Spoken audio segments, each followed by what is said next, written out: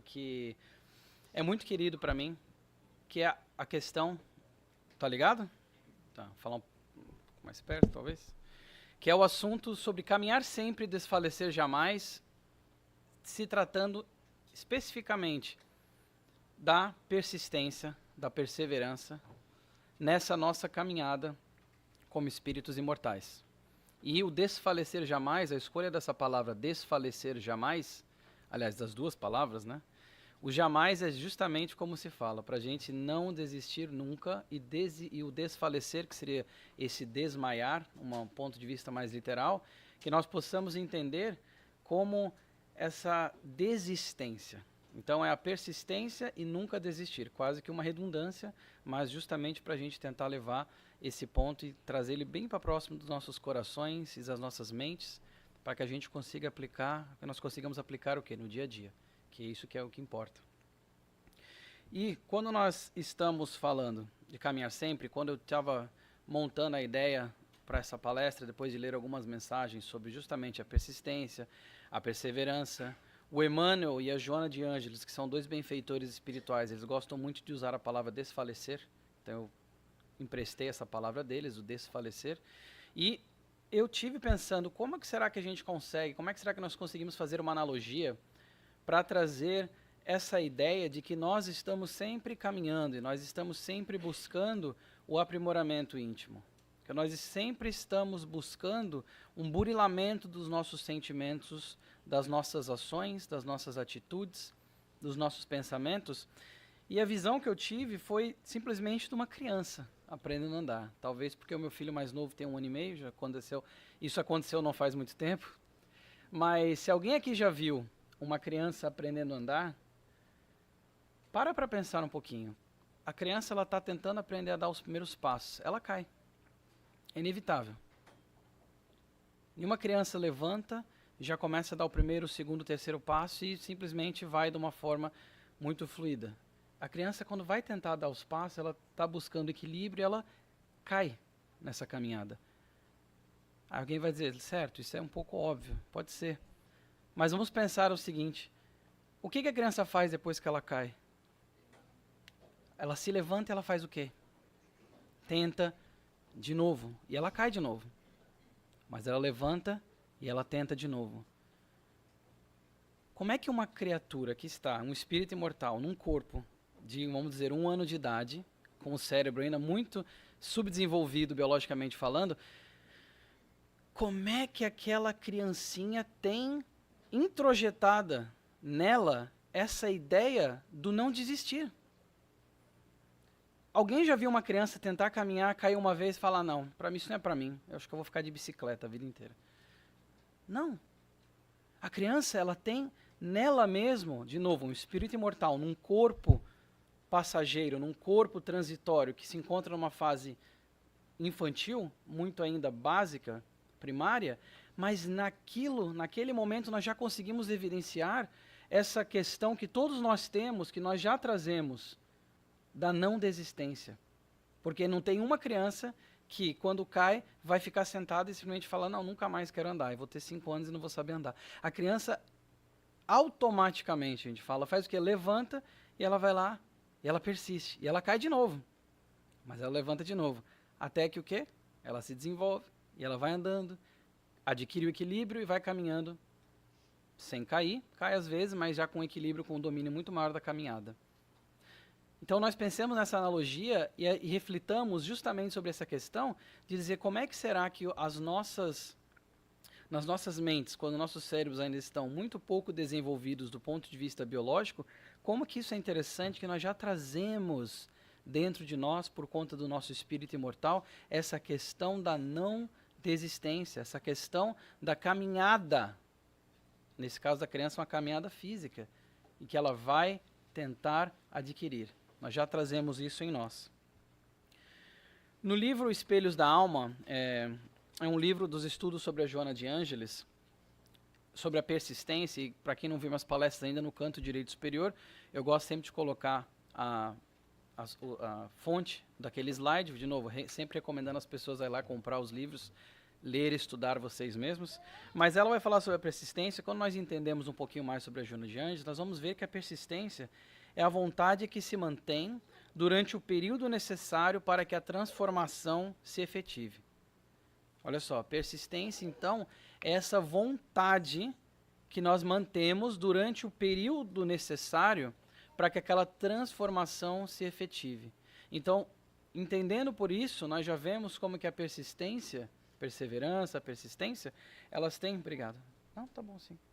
Elas já têm um teor de vontade. E o Emmanuel é um outro benfeitor espiritual que comenta bastante sobre a questão da vontade como sendo esse imperativo para a mudança da alma, para a nossa caminhada evolutiva. E ela vai dizer justamente isso aqui. Quando nós estudamos a Joana de Ângeles, nós vemos que é essa vontade durante o período necessário.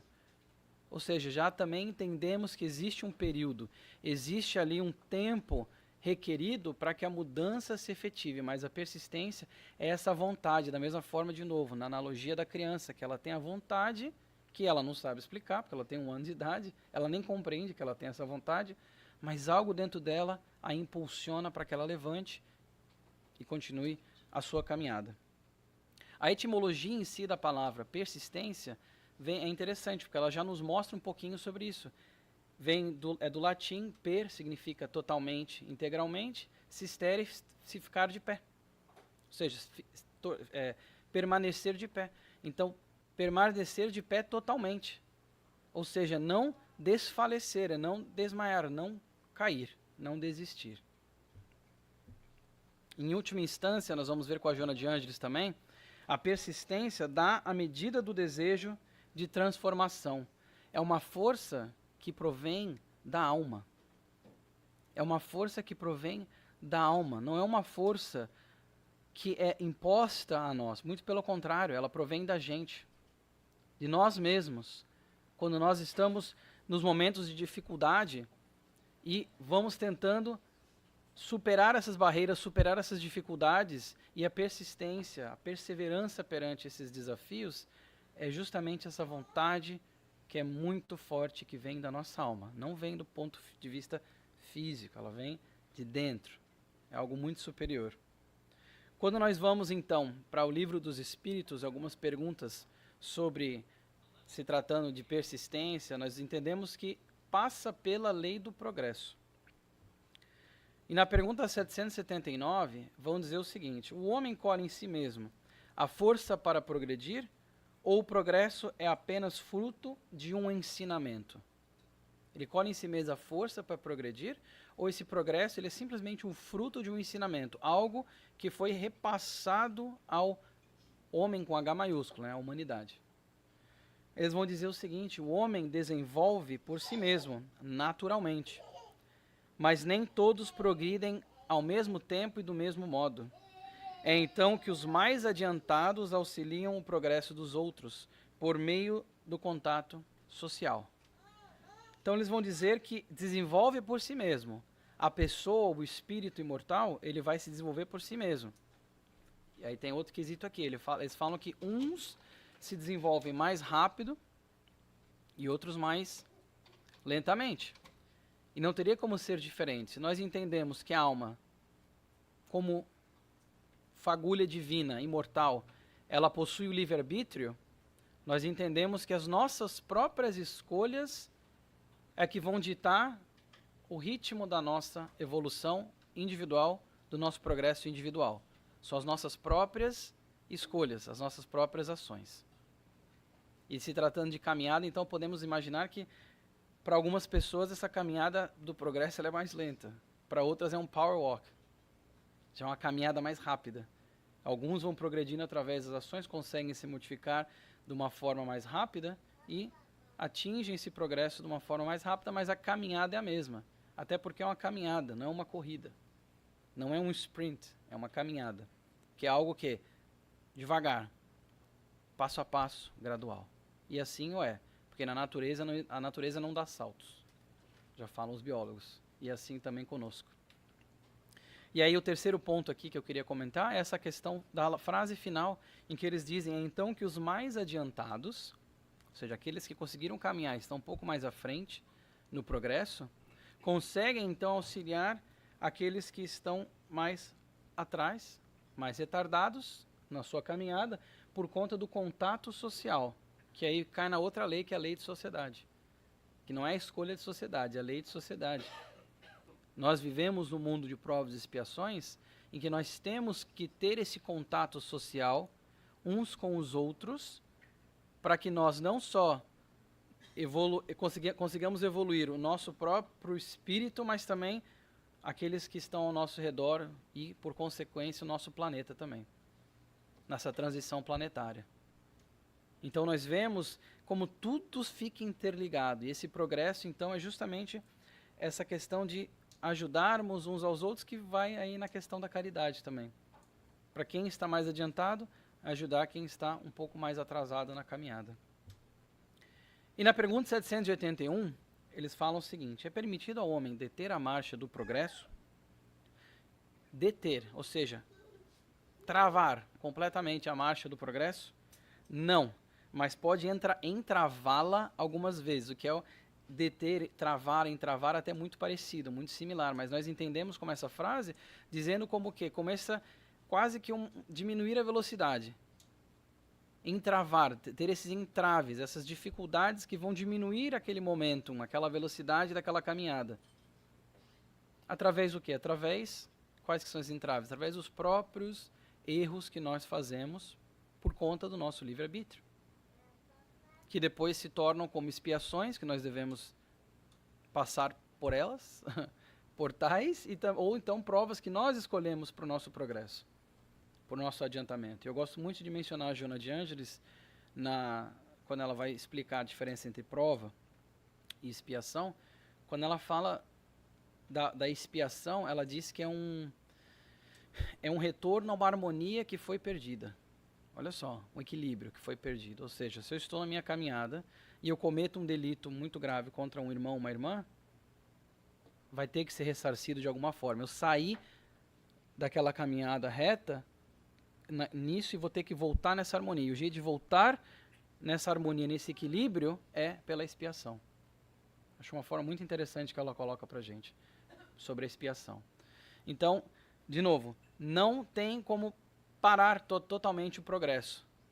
E nós vemos os livros, inclusive do André Luiz, na série do Mundo Espiritual, psicografado pelo Chico Xavier, quantos e quantos exemplos, também os livros da Ivone, quantos e quantos exemplos nós temos de espíritos que ficam estacionados, basicamente, por dezenas de anos, centenas,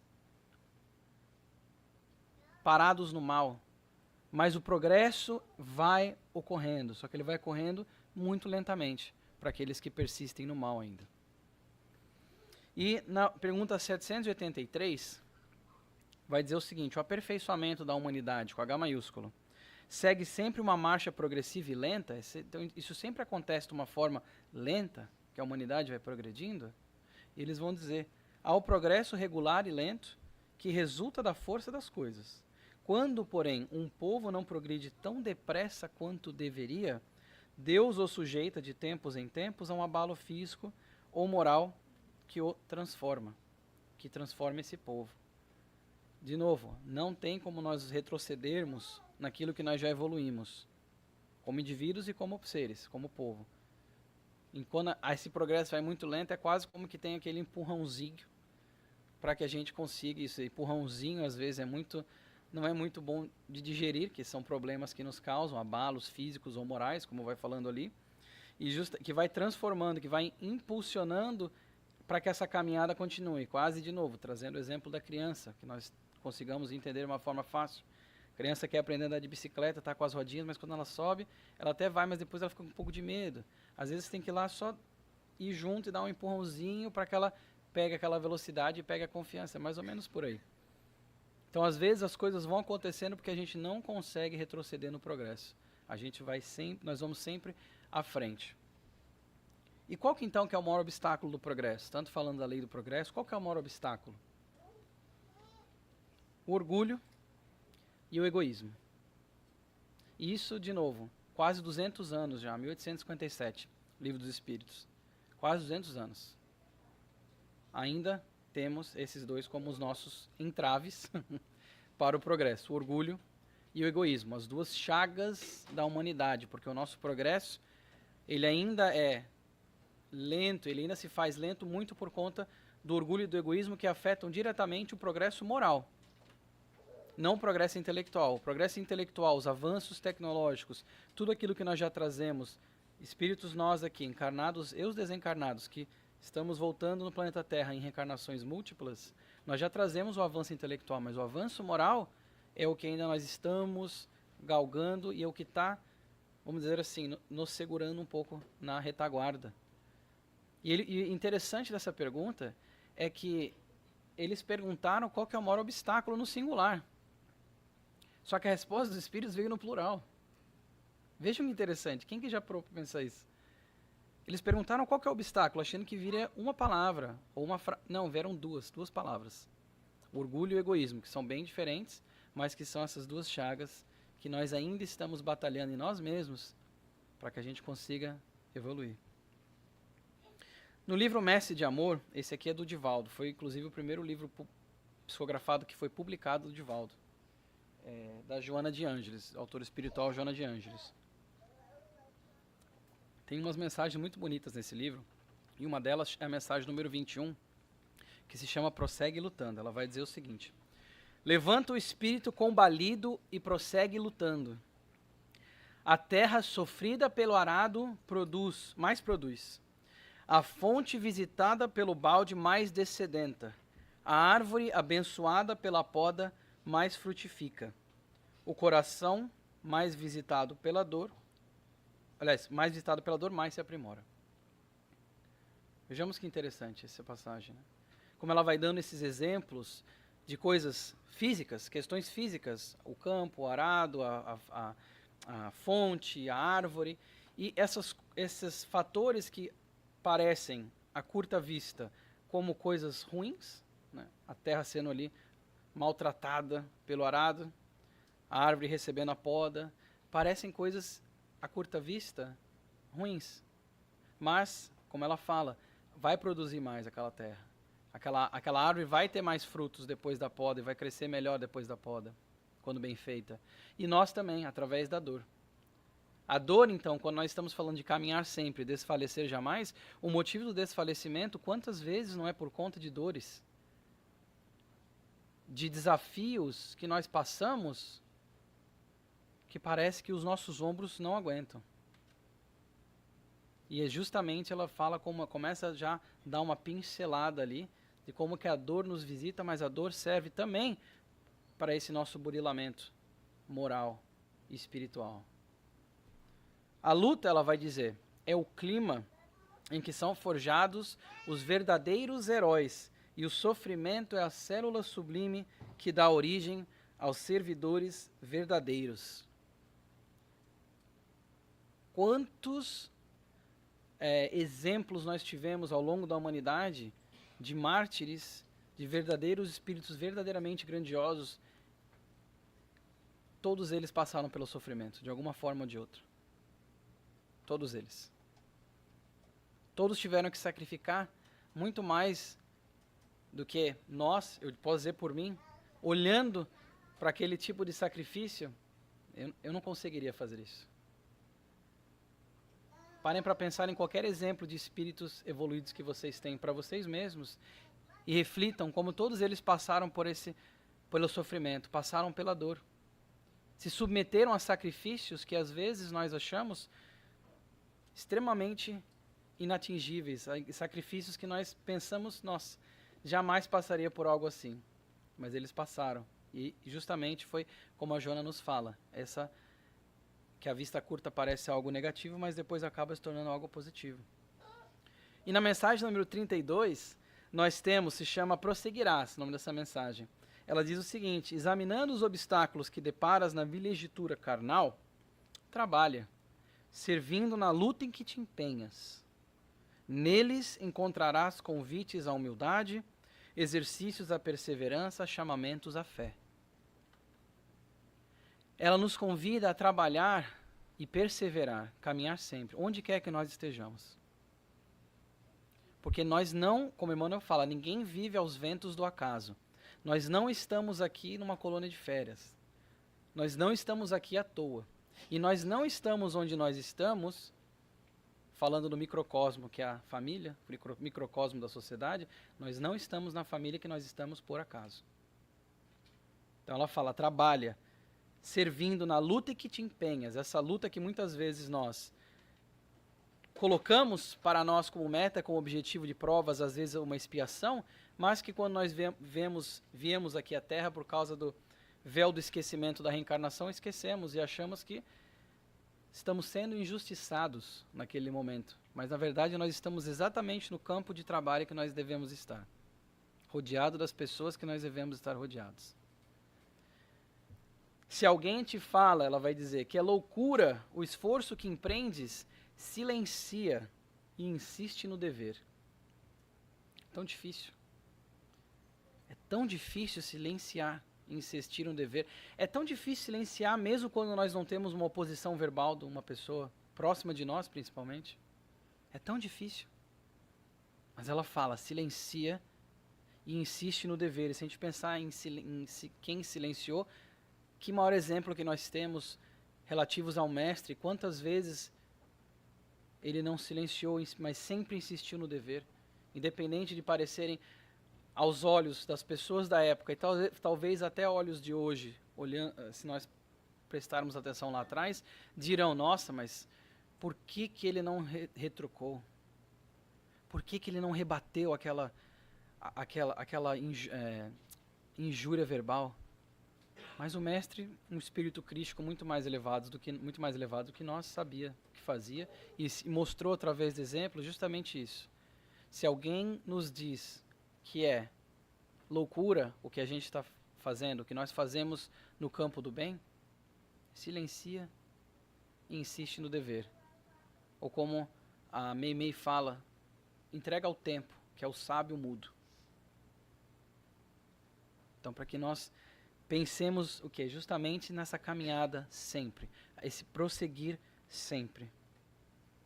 E no livro Justiça Divina, quando nós estamos falando de caminhada, eu queria trazer também esse enfoque aqui para essa manhã, em que nós pensemos que quando nós estamos na caminhada, por mais que nós nos sintamos sozinhos, nós não estamos sozinhos. Jamais. Jamais. Nós temos não só os encarnados ao nosso redor, e que muitas vezes não estarão lá e nós nos sentimos sozinhos, mas nós temos tantos e tantos benfeitores espirituais que querem que nós prossigamos na caminhada, que querem o nosso progresso. Tantos e tantos. E aí eu trouxe aqui uma mensagem que eu acho linda, que fala de tudo que os benfeitores espirituais, as pessoas fazem por nós. Os amigos que te antecederam na pátria espiritual acompanham-te os triunfos ignorados pelos homens e abençoam-te o suor da paciência nas lutas necessárias. Encorajam-te na causa do amor puro e sustentam-te as energias para que as tuas esperanças não desfaleçam. Olha a palavra. Comungam-te as alegrias e as dores, ensinando-te a semear a felicidade nos outros, para que recolhas a felicidade maior, aquela felicidade verdadeira, a felicidade dos tesouros que Jesus falou, que são aqueles que não são enferrujáveis, que as traças não conseguem comer. Se tropeças, estendem-te os braços, e se choras, enxugam-te as lágrimas. Sobretudo, esperam-te, confiantes, quando termines a tarefa, para te abraçarem afetuosos com a alegria de quem recebe um companheiro querido de volta ao lar.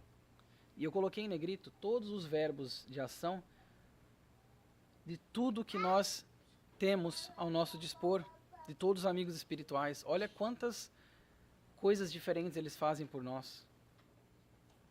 E quantas vezes nós paramos para refletir sobre isso e sermos gratos sobre isso. Então, quando nos sentimos sozinhos, lembremos que nós nunca estamos sozinhos. Nós nunca estamos sozinhos na nossa caminhada. Se um dia tiveres fomes de maior esperança, não temas assim. Rogar a inspiração e assistência dos corações amados que te precederam na grande viagem. E estarão contigo a sustentar-te as energias nas tarefas humanas, quais estrelas no céu noturno da saudade, a fim de que saibas aguardar pacientemente as luzes da alva, Busca-lhes o clarão de amor nas asas da prece. Para que nós possamos, nessa caminhada, quando nós sentimos que vamos desfalecer, buscar o clarão do amor desses amigos espirituais nas asas da prece, fazendo uma oração. Fazendo uma oração, um recolhimento íntimo. E quando nós falamos com Deus, e os amigos espirituais, mensageiros de Deus, nos ajudam e estão conosco. Então, para que a gente nunca se sinta sozinho na caminhada. Agora, no livro Transição Planetária, esse aqui psicografado pelo Divaldo, do Manuel Filomeno de Miranda, ele vai dizer o seguinte: ainda é um grande desafio a ação do bem no mundo tumultuado da atualidade.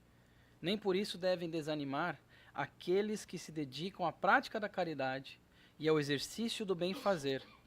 Porquanto, se existem os carrascos do além sempre dispostos ao crime hediondo, também pululam anjos tutelares, vigilantes e rápidos na execução da legítima fraternidade.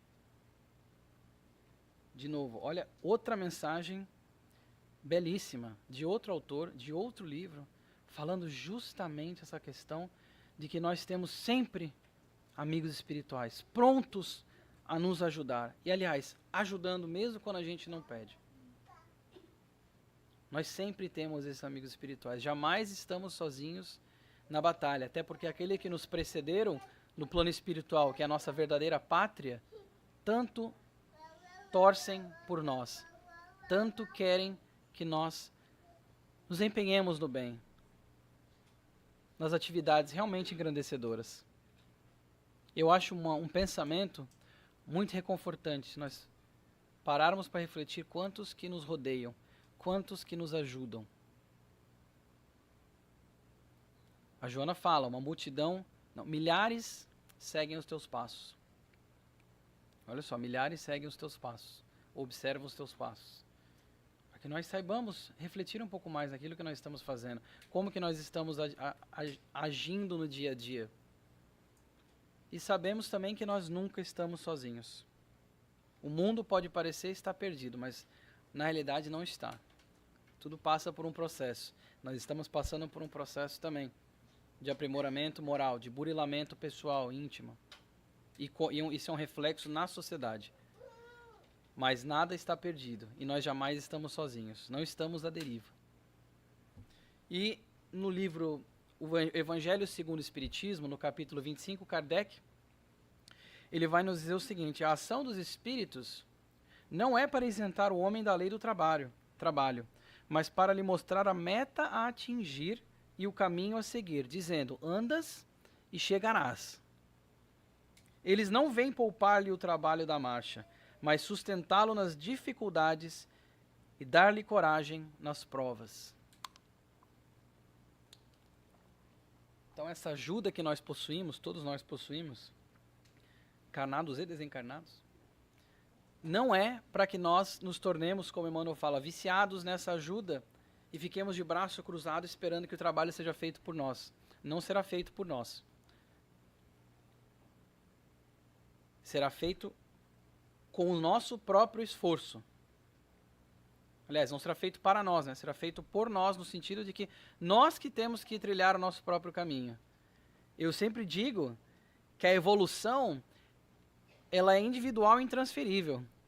Ela é individual porque cada um caminha numa velocidade. Cada um que chegou até aqui, que me ouve hoje, é um espírito único que teve uma jornada única. Apesar de estarmos numa mesma embarcação, tivemos jornadas únicas. Tivemos problemas, virtudes que nós já trabalhamos e outras que precisamos trabalhar de uma forma única.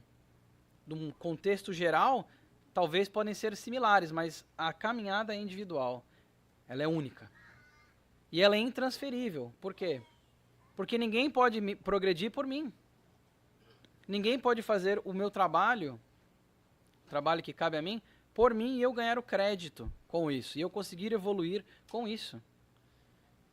Então, o Kardec nos alerta no Evangelho segundo o Espiritismo para que nós não fiquemos acomodados achando que os amigos espirituais vão fazer tudo por nós. E que eles estão lá e que vão fazer todo o trabalho. Não, nós mesmos temos que buscar o trabalho, buscar essa caminhada sem desfalecimento. Mas contaremos sim com a ajuda. Ele fala ainda que a dor é agente de fixação expondo-nos a verdadeira fisionomia moral. Olha só, a dor é agente de fixação, expondo-nos a verdadeira fisionomia moral. Justamente o quê? Mostrando através da dor como é que nós reagimos. Como é que nós, quando deparados com as dificuldades que doem, como é que nós reagimos? E vai mostrar justamente aquilo que nós precisamos trabalhar, porque muitas vezes aquilo que dói em nós é aquilo que nós ainda precisamos trabalhar. São as arestas que nós ainda precisamos aparar dentro de nós mesmos.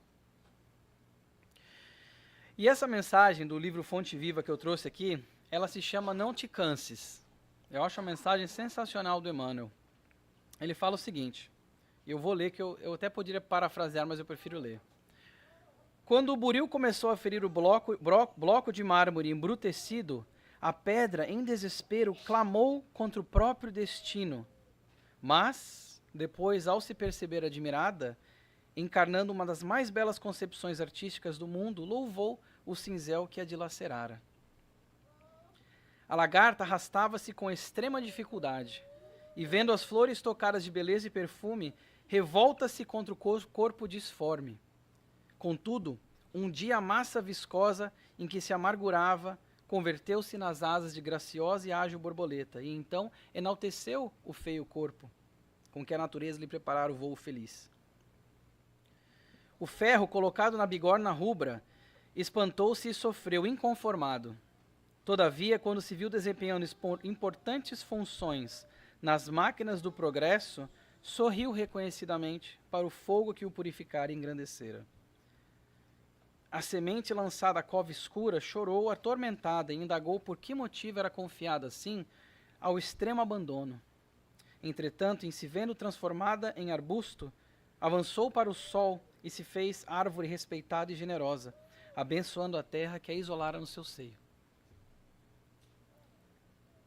Olha que mensagem bonita que o Emmanuel nos passa, justamente focando nessa questão da perseverança, da persistência, mostrando que todos esses agentes que pareciam, como o fogo, o buril, a terra, o corpo da lagarta, todos eles pareciam coisas terríveis, e que os itens, vamos dizer, né, o ferro, o mármore, o ferro, a própria lagarta, se revoltaram contra aquilo, mas depois que eles viram que aquilo foi o que elevou-os, eles entenderam.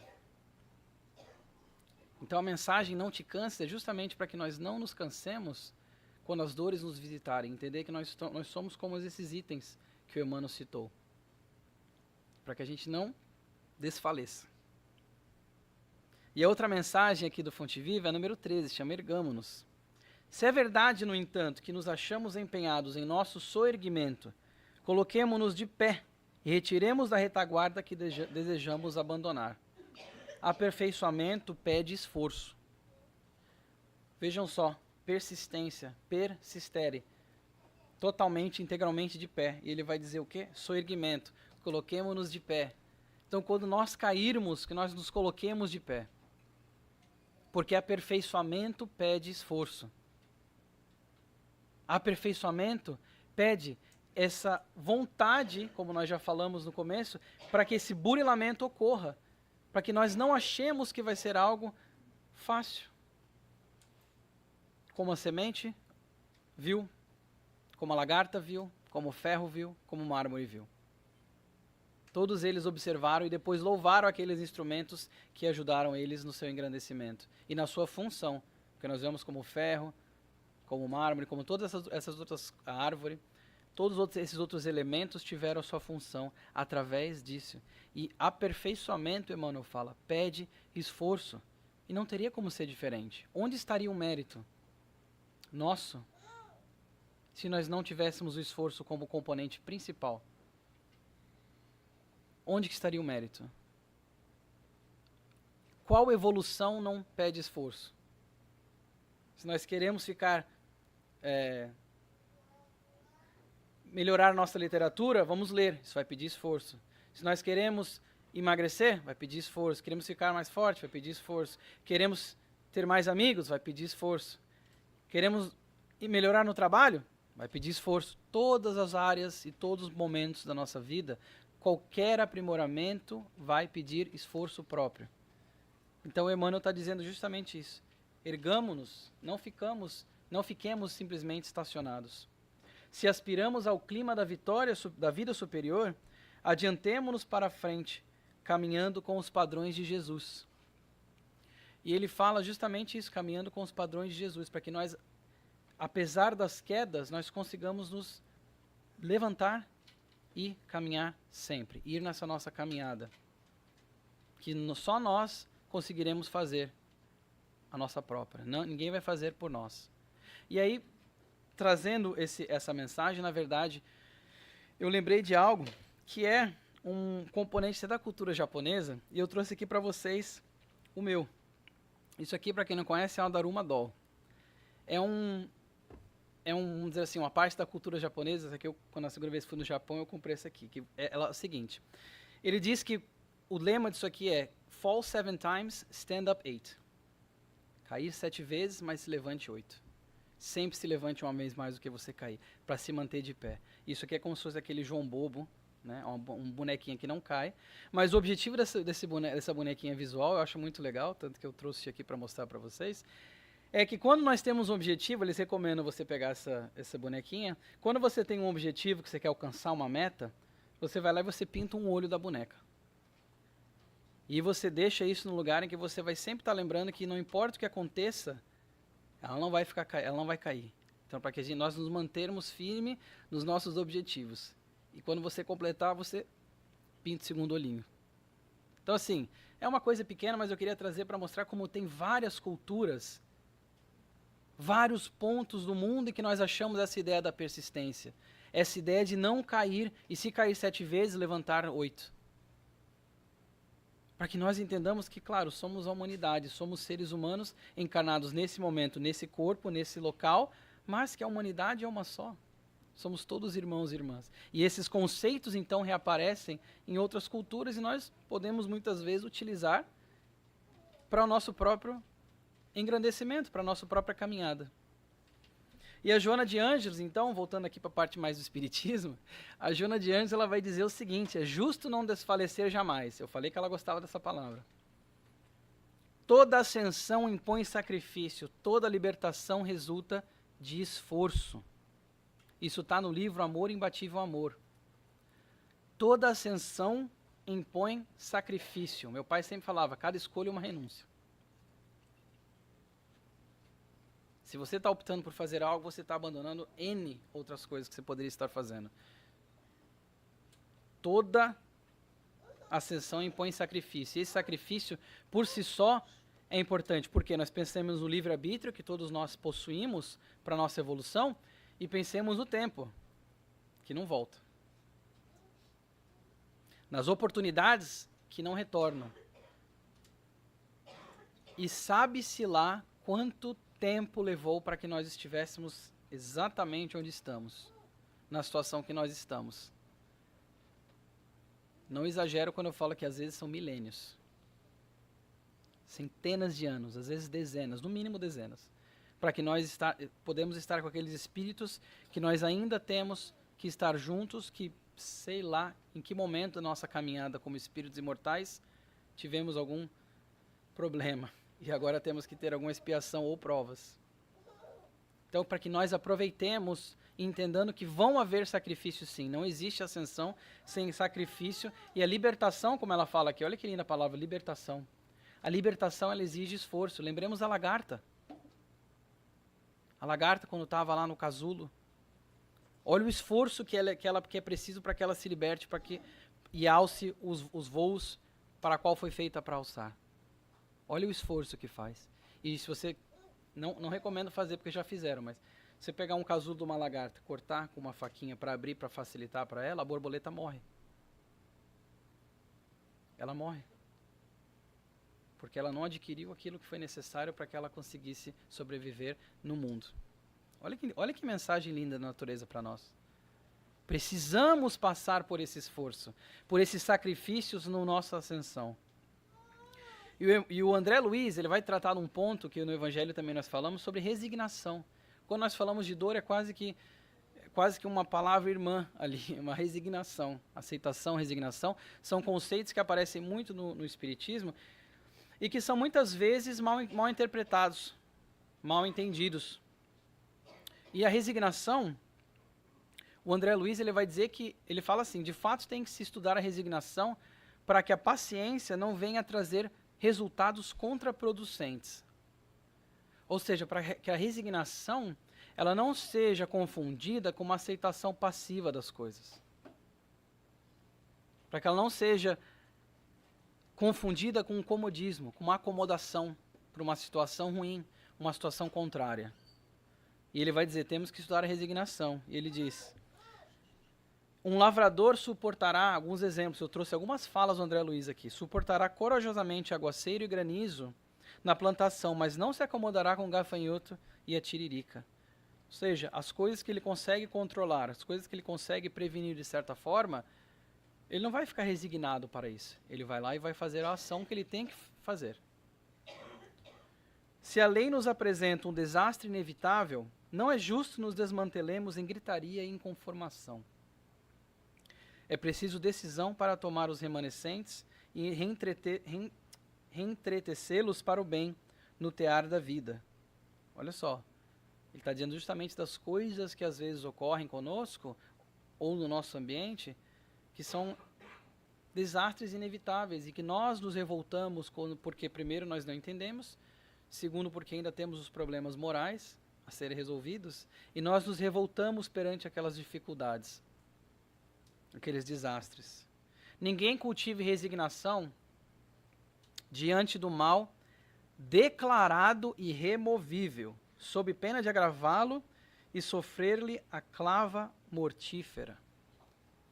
Ou seja, ninguém cultive resignação diante do mal declarado e removível, porque muitas vezes esse mal, ele é sim removível. É um mal, seja em nós, seja no nosso ambiente, que nós podemos sim trabalhar em cima dele. Mas se nós ficarmos simplesmente de braços cruzados, achando-nos resignados, quando na verdade não é. É uma passividade incoerente. Então ele fala para que nós tenhamos esse discernimento, ele chama atenção justamente para isso, para o papel da resignação e para esse discernimento. A resignação, inclusive, eu fui lá no dicionário, tem algumas definições, mas eu achei duas definições importantes, interessantes, né, pelo menos para essa conversa. Uma delas fala que é sujeição paciente às contrariedades da vida. Definição de resignação. E a segunda eu achei mais incrível, não esperava encontrar. Submissão à vontade de Deus. É isso. Submissão à vontade de Deus, porque nós, na nossa ignorância, achamos que nós sabemos o que é melhor para nós, mas nós não sabemos de fato. Deus sabe. Então é submissão ao quê? A essa vontade. Quando nós oramos o Pai Nosso, seja feita não a minha vontade, sua ou tua, dependendo como fala, vontade. É justamente isso. Para que nós nos atentemos para não ficarmos revoltados quando o mal nos visitar, quando as dificuldades nos visitarem, e nós acharmos, aprendi sobre resignação, vou ficar aqui de braços cruzados. Não. E no no Evangelho segundo o Espiritismo, alguns componentes sobre resignação eu trouxe aqui de capítulos diferentes. Então, quem gostar pode ir no capítulo específico e ler mais sobre.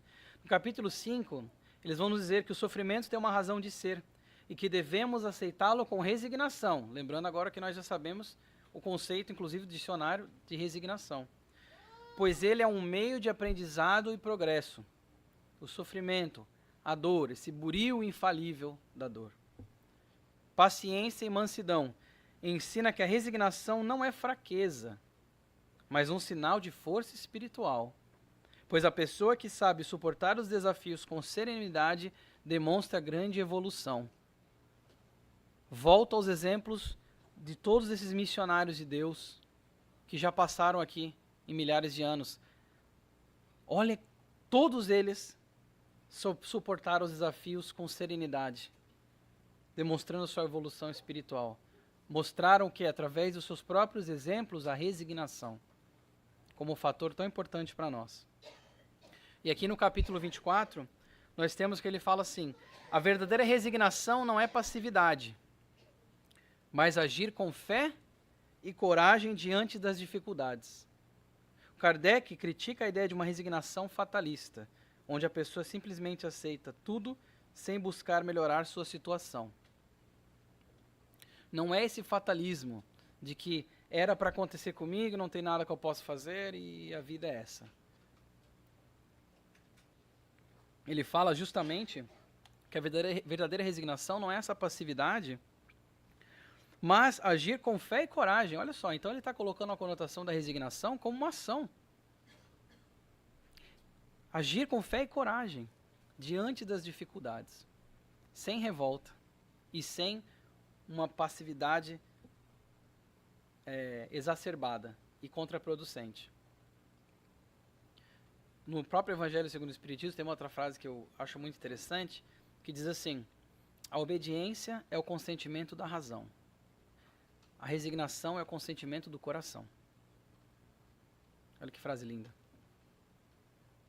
E se nós pensarmos em resignação, um exemplo que me vem muito à mente é o do apóstolo Paulo.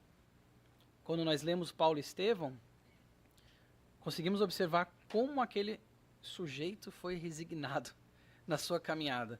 Quanto mais ele sofria, quanto mais ele era flagelado, vilipendiado, quando estava espalhando o evangelho de Deus, mais ele cantava. Estava aprisionado e estava cantando. E as pessoas olhavam e não entendiam aquilo. E quando era perguntado, ele dizia: se eu estou passando por tudo isso, Deus me considerou digno de passar por isso. Olha que perspectiva avançada sobre a vida. Se eu estou passando por isso, é porque eu sou digno de passar por isso. Eu tenho a força, porque, de novo, se nós cremos num Deus que é amor, num pai / mãe amorosa, nós não podemos conceber que nós iríamos sofrer sem motivo. Ou que nós iríamos receber algo que os nossos ombros não conseguem suportar. Porque onde é que está a justiça nisso? Quem aqui acreditaria num Deus de amor que é injusto? Onde existe a lógica nesse conceito? Então, se Deus é amor e Deus é justo, aquilo que eu estou passando, certamente que eu consigo aguentar. Certamente que eu preciso passar. No livro Justiça Divina, um pouquinho sobre a dor, o Emmanuel vai dizer que a dor é agente de fixação, como eu falei, expondo-nos a verdadeira fisionomia moral. Olha só, o sofrimento é fotógrafo oculto. Deslinda os mais íntimos aspectos da personalidade, situando-os a descoberto, ou seja, trazendo à tona aqueles aspectos da personalidade. Aclara os menores impulsos do coração, deixando-os à mostra. Cada provação pode ser comparada a um banho de substâncias químicas, testando-te ideias e sentimentos, para definir-lhes a sanidade. Então ele vai dizer que é um fotógrafo oculto. Olha só que interessante. A dor e o sofrimento é esse fotógrafo oculto, que ele vai justamente mostrar aquilo que nós temos ainda a melhorar. Porque não são quando as dificuldades nos visitam que nós de fato vemos aquilo que estamos errando, aquilo que nós ainda precisamos adquirir, que não conseguimos adquirir até então. Não são nos momentos de dificuldade que muitas vezes nós de fato expandimos e crescemos, ascendemos, no sentido de ascensão, quando achávamos impossível. Quantas vezes sobrevivemos dificuldades que nós achávamos anteriormente que não sobreviveríamos? Tanto literalmente quanto de uma forma mais subjetiva, esse sobreviver. E ele fala justamente isso. E eu trouxe aqui uma imagem, tentei buscar uma imagem. Talvez as pessoas nascidas depois do ano 2000 não vão saber. Mas eu nasci em 88, mas eu lembro disso aqui ainda também. Para revelar o filme, que você tinha que fazer, existem banhos químicos quando eu tirava a fotografia para revelar. E esse banho químico é justamente, de novo, as mensagens do Emmanuel foram escritas no século passado. Então se usava tecnologias do século passado.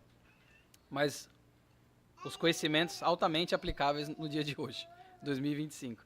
Mas justamente ele fala que a dor é isso aqui, ó. Vai mostrar o que nós temos aqui de fato, o nosso filme. Quando nós passamos por aquele banho químico, a dor, o que vai revelar? E ele fala que a dor é o fotógrafo oculto. No livro Ceifa de Luz, Emmanuel vai nos dizer assim, ó, quando as crises te visitem ante os problemas humanos, é justo medite nos princípios de causa e efeito, tanto quanto é natural, reflitas no impositivo de burilamento espiritual com que somos defrontados. Entretanto, pensa igualmente na lei de renovação, capaz de trazer-nos prodígios de paz e vitória sobre nós mesmos, se nos decidimos a aceitar construtivamente as experiências que se nos façam precisas. Aceitação, olha o que ele vai dizer no final dessa mensagem. Aceitação, mensagem número 22. Aceitação e paciência, sem fuga ao trabalho, são quase sempre a metade do êxito em qualquer teste a que estejamos submetidos. O Emmanuel que está falando a palavra aceitação, não sou eu. Aceitação e paciência, ou seja, resignação. Sem fuga ao trabalho, ou seja, não é uma aceitação, de novo, passiva. Mas aceitação e paciência, sem fuga ao trabalho, é dizer que é metade do êxito já, em qualquer uma dessas dificuldades. E no livro Fonte Viva, agora já nos aproximando um pouco mais do final, que dizer do operário que somente visitasse a porta da sua oficina, louvando-lhe a grandeza, sem contudo dedicar-se ao trabalho que ela reclama? Que dizer do navio admiravelmente equipado que vivesse indefinidamente na praia sem navegar? Evitemos, assim, a posição do aluno que estuda e jamais se harmoniza com a lição, recordando também que se o arrependimento é útil, de quando em quando, o arrepender-se a toda hora é sinal de teimosia e viciação.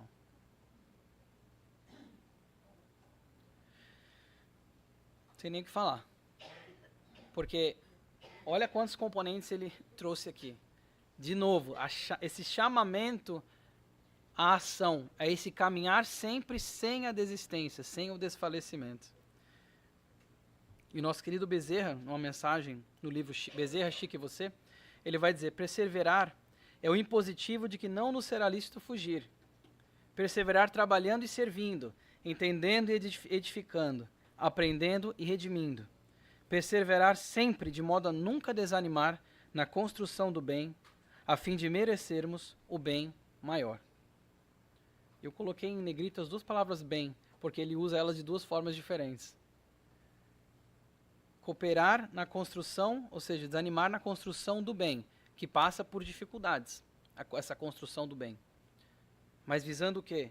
E mereceremos o quê? O bem maior. O maior podia até ter um M maiúsculo aqui. Ou bem, aliás, poderia ter um B maiúsculo. O bem maior, que são aqueles, de novo, aqueles tesouros verdadeiros, quando nós trabalhamos para o bem.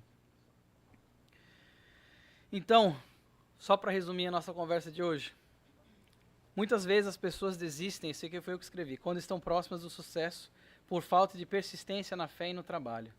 Aqueles que confiam, trabalham e perseveram, trabalham e perseveram, recebem apoio espiritual para vencer os obstáculos. Ou seja, a perseverança, a persistência, pessoal, ela é necessária para o progresso espiritual e material.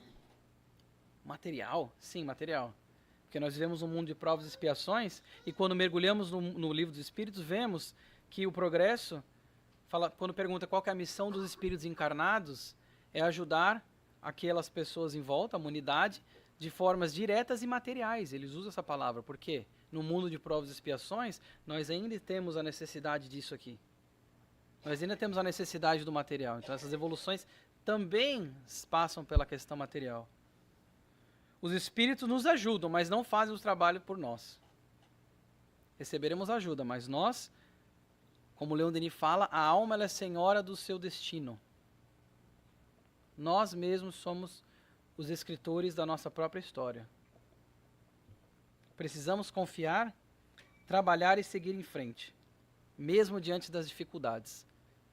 Ou seja, precisamos compreender de fato e colocar em prática essa caminhada contínua, caminhar sempre sem desfalecimento. Muito obrigado, uma semana iluminada a todos nós.